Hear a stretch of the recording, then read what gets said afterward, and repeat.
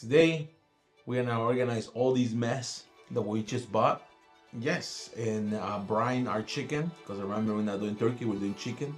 So we're talking about 5 to 10 people. This is plenty. 133 with 86 cents right there. And we bought wine that we don't need it. That was for our own pleasure. And we buy eggs that we don't need it. That was for my house. So if you want to add a turkey, literally you can add it, because turkey is gonna cost you about 60 bucks depending for 5 to 10 people. It's maybe like a young turkey. Another 60 or 50 about that, and then ham another about the same. So we're talking about 200 bucks if you wanted to do it that way. Again, personally, I don't like turkey because this chicken is gonna do the job. Let's organize everything. First thing first, we need to brine the chicken. I'm doing everything is ahead of time, and I'm gonna show you how. So we can put everything away and we're gonna focus on brine this. And after brining this, we can start organizing for tomorrow what is gonna make easier for us to just start working on. For example, the carrots, the potatoes, we can peel those stuff or we can leave it for tomorrow. Personally, I prefer peel it today because tomorrow I don't want to deal with anything like that. So I peel the carrots, I peel the potatoes, put it on water, let it sit overnight. Put everything away and brine the chicken. I'm gonna show you how I brine my chicken. The chicken brine is similar to what you can do with the turkey. You can do with turkey or chicken. I washed my chicken already, so it's just straightforward. All right. This is what I use for the brine. Okay. Bay leaf. I use a lemon or lime, either or, just one, and then you just cut it in half. Right. Just make pieces. Onions, again, everything raw chop. All right. Again, same thing. Some peppercorns. That's it. And of course, salt. 2 tablespoons. Very simple, straightforward. Place our bird. In this case, it's chicken.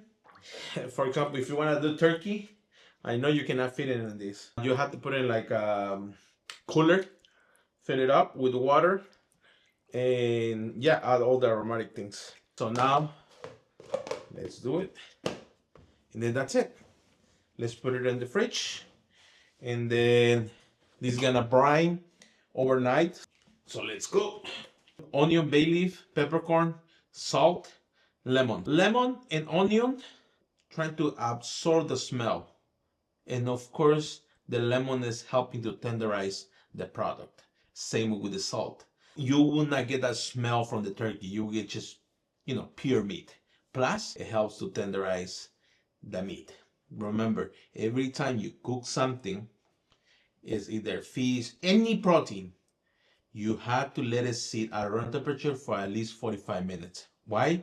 Because when the product is out of the fridge, it's tight, it's cold, right?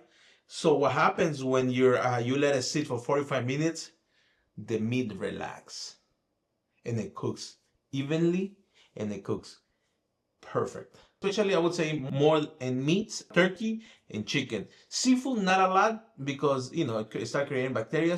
Now, what we're gonna do, the things that we can do to help us not to run crazy for the next day, the day of the event, which is Thanksgiving, right? So one thing we can do is peel the potatoes, peel the carrots, actually peel and cut it.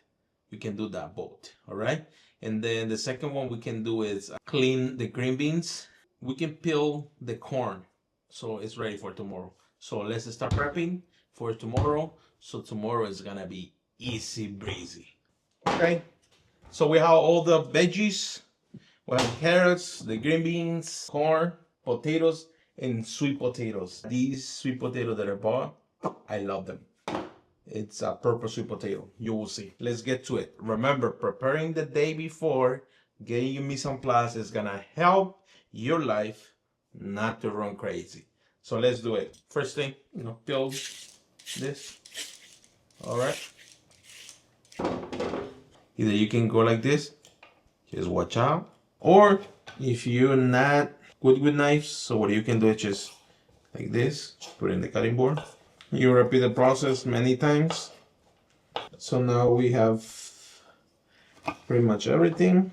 Peel the corn. Easy. Oh my goodness, the smell. Okay. Potatoes, same thing. Potatoes, just peel the potatoes. You know what to do. All right. And that's how it goes. Faster. Next, it's Okinawa purple potatoes. Potatoes, sweet potatoes actually. So what do you think we're gonna do with this? Actually, I have an idea. Am I gonna do with marshmallow? I will decide later on, but let's stick to the plan. Cook it and let's roll. Sweet potato is cooking, so we're gonna cook medium. We're gonna cook it medium. We're not gonna cook all the way through, because again, we're gonna bake it tomorrow with marshmallows on top. It's gonna be great. It's gonna be insanely beautiful. So now, this one we can cook it tomorrow, so we don't have to do it today. But let's have it ready. You know what I'm saying? Like chop everything, all that. So the way it's cut it, so we're gonna cut it at an angle, 45, and then cut it. All right. Don't move it, and then what you do is you roll it a little bit, and then you're doing the same thing. Right? You see the angle you're cutting it? Check it out. And that's what we're looking for. And then you roll it again, right? And then you roll it again, like that, like that, like that, and then again.